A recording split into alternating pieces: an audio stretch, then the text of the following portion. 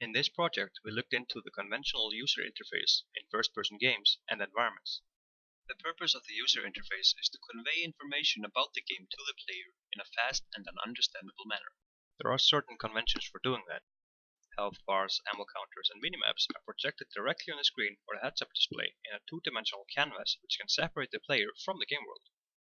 According to our research, this creates a gap that can actually break immersion. So, how to fix this and where to start?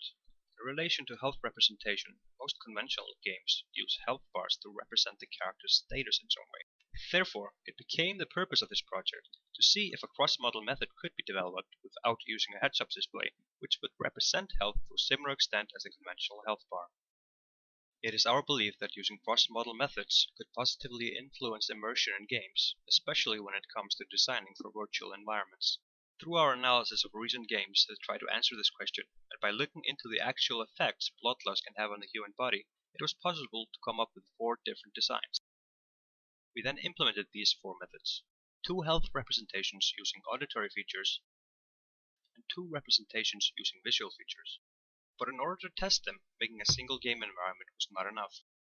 The idea was to develop 2 environments that would be completely different from each other in order to test if the different health representations could be effective in different environments.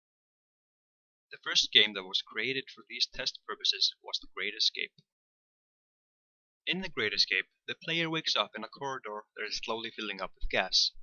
In order to survive, he has to run through this maze-like complex and find the emergency ventilation button to drain the room of the poisonous gas.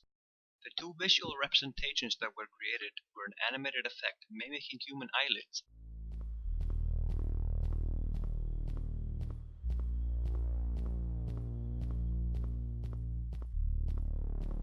and a grayscale effect.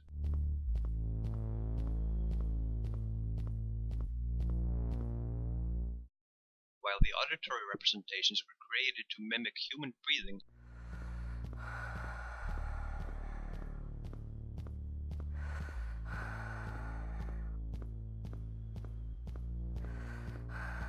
and the human heartbeat.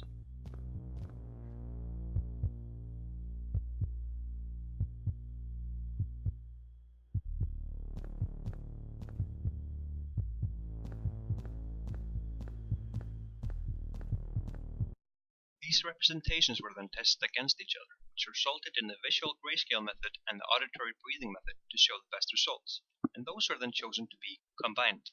The second game we created was created in a more open environment.